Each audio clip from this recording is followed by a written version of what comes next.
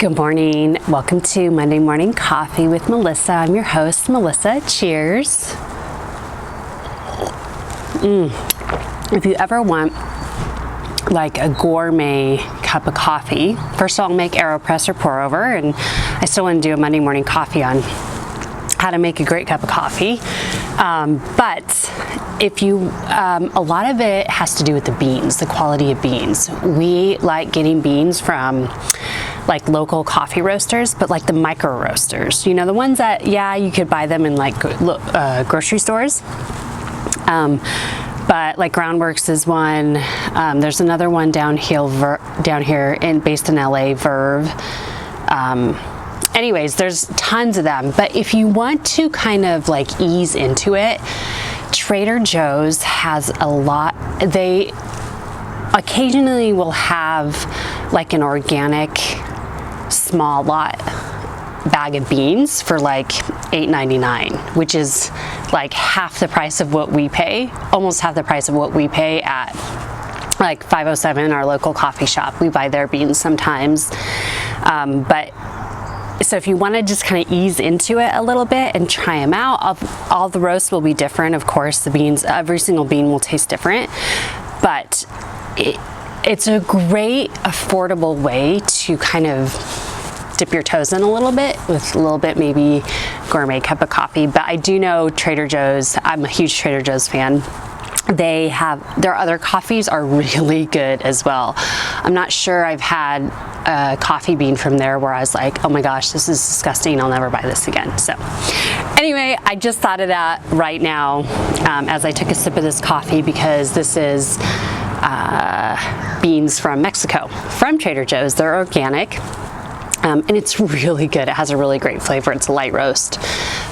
So anyway, onward and upward to Monday morning coffee. So we just finished yesterday our 21-day whole food reset. So congratulations to those of you who participated. I did as well. And I've got to say, it was fun. It was a really great experience. I did write an article a couple years ago on challenges, so that is linked in my newsletter email, and I'll also actually post a link in the notes for this YouTube video, so just click below. And also, you guys, I love to hear your comments and your feedback. Give me a thumbs up if you love it. Send this to friends who you feel could use some inspiration and motivation to make healthier lifestyle changes, healthier lifestyle choices, using small, simple steps. Because that's the whole purpose of my business, our business here at Honeybee Wellness. So anyway, so we finished the 21-day whole food reset, and I've got to say, it was so fun to do this 21-day whole food reset with the folks who participated, because I feel like it really created a sense of camaraderie. Even if it's just a very small group, even if it's just two of you, doing a challenge like this with at least one other person is incredibly powerful. Checking in with them daily, weekly, every other day, however it is you choose to do it. It's incredibly powerful because there are challenges along the way. Like, it's hard to do this. My husband is doing a 30-day no caffeine, no alcohol, no recreational drugs, which he doesn't do anyways. But I feel like from what he said to me, the most challenging part is the no coffee. Even though he drinks mostly decaf, there's still a little caff. But it's hard. It's challenging, you know. It's really hard when you're living with someone like your spouse, other members of your family, if you have roommates, that when they're not doing the challenge and they're kind of eating whatever, drinking whatever, it's like, it could be a challenge, it could be tempting, because my husband is like, making me coffee most mornings, because he's amazing, but he's like, oh, your coffee smells so good, your coffee smells so good. And so it's hard for him, and it is tempting it has been tempting for me. So this 21-day whole food reset I gave up gluten, which I usually do about, I don't know, 95% of the time anyways. I don't eat a lot of gluten anyways. And dairy. Dairy's been the challenging one for me. Thankfully, my husband's doing this with me as well. But the dairy has been most challenging for me because I love cheese.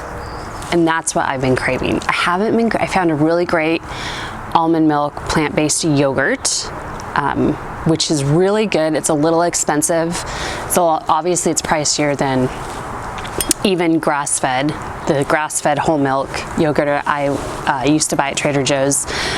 It's more expensive than that, but so it's kind of like an occasional treat, because I also don't want to do too many processed food. I try not to eat a lot of like processed food, because even though it's healthier, it's still processed. So we really focus on eating more natural food. However, it's been really good for me. So one reason that I feel like, because I've done several of these challenges over the last almost 8 years, and I feel like the one thing that really drives me and motivates me is my why. Like, why am I doing this? So my why is inflammation. I have carpal tunnel in my right wrist, and I also have pain in my thumb joint. I don't know if the pain in my thumb joint is connected to my wrist, but that's why. I'm just tired of I'm tired of having the chronic pain.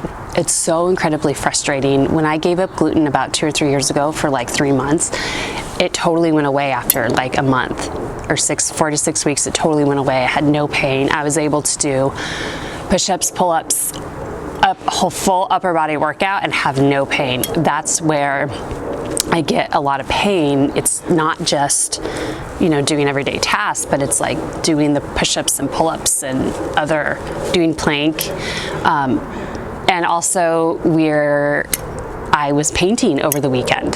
So the motion of using the roller, I alternated hands, of course, because I always try and do that to make sure, but it definitely aggravated it. So that's my why. I'm going to keep on doing this challenge. And that's the great thing about this challenge. And that's the feedback I hear every single time I do this challenge with someone. The common piece of feedback I receive is, oh my gosh, I'm gonna do this again. Oh my gosh, this was amazing. It really helps me kind of jumpstart this, or really help me overcome this hurdle. And in fact, I got an email last night from one of the participants, and it basically said that. And we had this conversation throughout the challenge, like, this is amazing. I'm gonna do this again.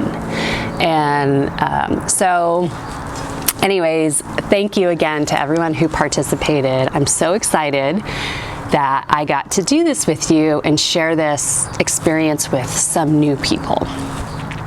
So anyways, that's all. I encourage you to do a 21-day challenge. I'm not sure when we'll be doing our next one, but definitely keep your eyes out for that. Maybe we'll do one in the spring, just to kind of jumpstart spring, do some spring cleaning with your healthy lifestyle. So anyways, yeah, thanks for watching, and I will see you guys around. Cheers.